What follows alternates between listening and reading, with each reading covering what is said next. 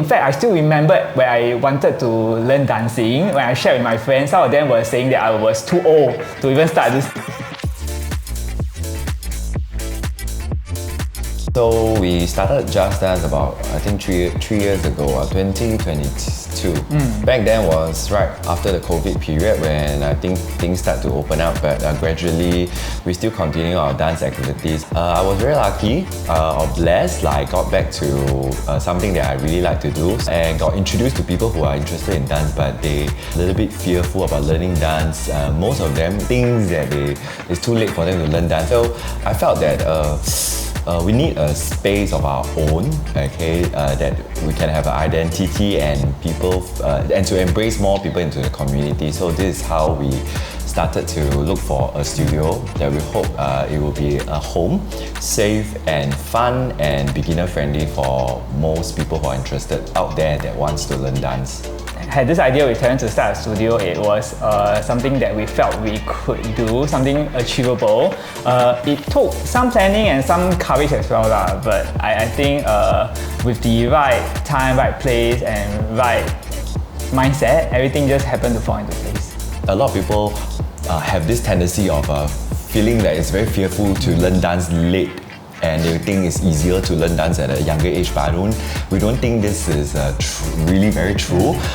If you have the heart, you can persevere and eventually, get to enjoy dance and get better each day. So we started to look for a place that we hope we share this vision around with most people. I think one of the challenges that we had prior to open a studio was, Kevin said he was starting to teach post-COVID, but renting studios was also a hassle and a challenge. So it was subjected to a lot of people's availability and also the rental cost itself. So we had this crazy idea, why not we start a studio ourselves and then we can have regular classes where we can actually have a schedule and people can start signing up rather than ad hocly. I think that was also one of the push factors that led us to start a studio. I think for myself, it was quite a late start to dancing. So I started only at the age of 35. I think also by chance and by fate. So I chanced upon this dance class in the gym. Then COVID happened and there were a lot of measures in place, and when it resumed, the class size was small and I had a lot more time to explore this hobby of mine. So I was very thankful for the people and the instructors that I met throughout my learning journey, and that made me feel very safe and they made me feel like it's okay to start at a later age as well. So I think this is something that we wanted to bring to the studio, that we do not limit any age or experience, and to create a space that is welcoming. I think that was what we were looking at, and I think it follows through to today. Actually, really for dance, there's no age limitations. Okay, maybe older, we have to take it a bit slower in the beginning because of the stamina and whatnot, but do not limit yourself, because there are a lot of studios out there that have beginner classes that welcome people with zero experiences. Actually, when we dance, people really don't notice whoever else is in the class because they are always very focused on themselves. For our first month, we didn't schedule a lot of class because we just started. It's very interesting because maybe for our first few class, minimum sign wasn't hit. I remember one particular class, we carry on because one of the attendees, one of the students, actually heard about us having classes. But before we even start Just Dance, she said, okay, I'll wait for the studio to be open. And she actually waited a few months. So this is something I remember and I'm very touched, even though, million sign up didn't continue. I think that was 3% who turned up, like minimum is 4, but I had fun. I think most importantly is have fun, and when there are students, we try to carry on.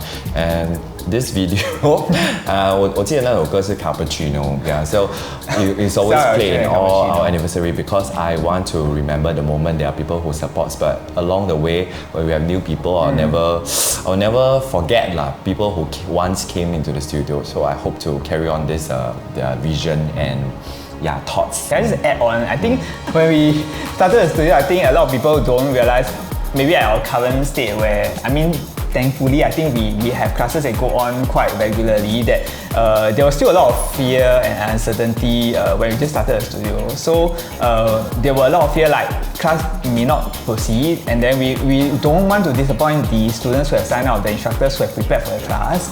And also there were people who say, why you only have so limited classes in a week? But they do not know that at the back we are also having struggles finding instructors, and it's a chicken and egg thing. Where there's no class, there's no student. When there's class, then there's not enough students. So there are a lot of fear also, I would say.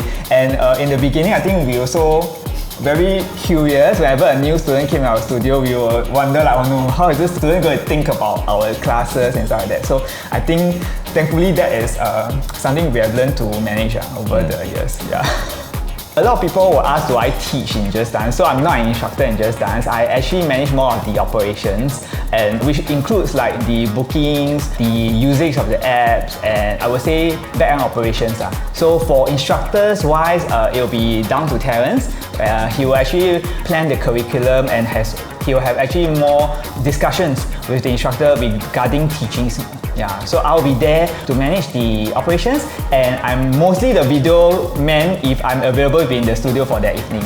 I have improved a lot from the first class. Yeah, so over the years, I think I have gotten the hang of it. So for me these days it's a breeze, but in the beginning it's still very stressful because we try to want to capture everyone in frame. Yeah, so over the years I've learned how to shift students about and to ask them to trust me when I tell them to shift in a certain direction or position. I think for new faces, regulars start to get used to the routine, but for new faces, probably sometimes they will feel a bit lost, like where should I look at? But we always emphasize like what I kind of say, we tell them just enjoy yourself. Video, I think in the current days nowadays, right, everyone, of course, social media, video is very important. We always tell them the dance experience itself in class is more important, but of course, video is a journey. You know, they can archive and actually look through how much they have improved if they persevere.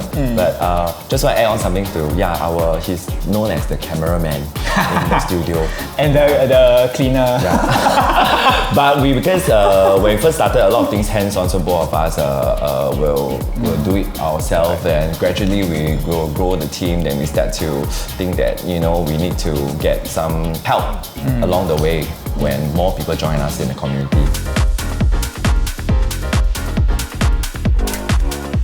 From what we remember, this is what we hope to achieve, like from the start of our vision. Like we embrace people who came in with no background, and to share that it's not scary to start dancing, no matter what age or what have you been through. We embrace everyone that comes in, and we hope to facilitate the learning process and enjoy dance eventually. So most of them came in very shy. I always love to ask, hey, what's your name and all. I remember previously students say, I think many people would think that, 我跟你讲名字哈，你会记得咩? But for me, it's basic courtesy, or more like I want to get to know these people and understand why they want to learn dancing. Hopefully, we can get to know them and encourage them, not just like student or teacher's relationship. It's like more of a family, community kind of environment. But of course, everyone come in with a different experience or background. You know, some of them might be a little bit shy. Even you want to talk to them for a few more sentences, they might think that, oh, I'm just here for class, but it's okay. I think throughout the time, interesting things we find out, like some students might look very quiet, but eventually when they open up and they feel that, oh, this is safe and comforting, they start to talk more and interact more. They start to ask questions more. I will assure them that this studio is actually very welcoming and non-judgmental. I think for me, if I meet a new student that comes into the studio, I like to also set the expectations right. So if they had signed up for a class that is harder than beginner, for example, then we'll be truthful to let them know that today's class might be a bit challenging, but if you have already signed up, then you just have fun. I just want them to have fun. Yeah, and not feel defeated if they cannot complete the class to a certain expectation. Of course, different people have different expectations, so what we can share with them is that we just want you to not feel disappointed or defeated when you leave the class.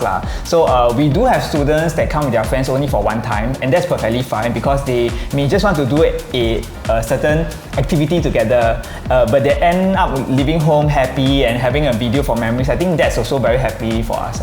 I truly enjoy the moment when I play the music. Even they can't get it today tomorrow or even few months down the road, I think small steps are very important, and one day they will get it. But first, you need to enjoy yourself and don't feel fearful.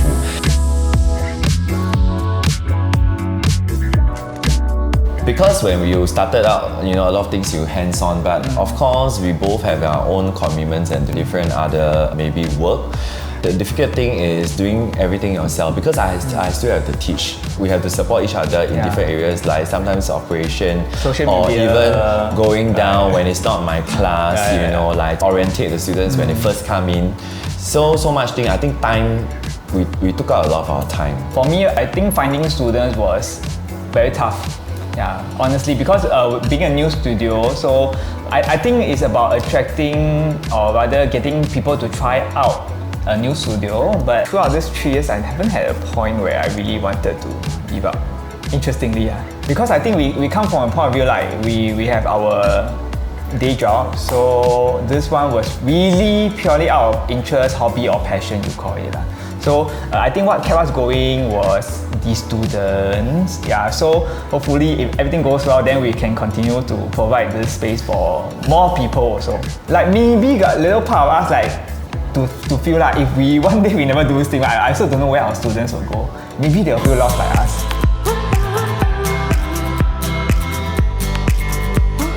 I've experienced this in my entire life, I think certain things stays.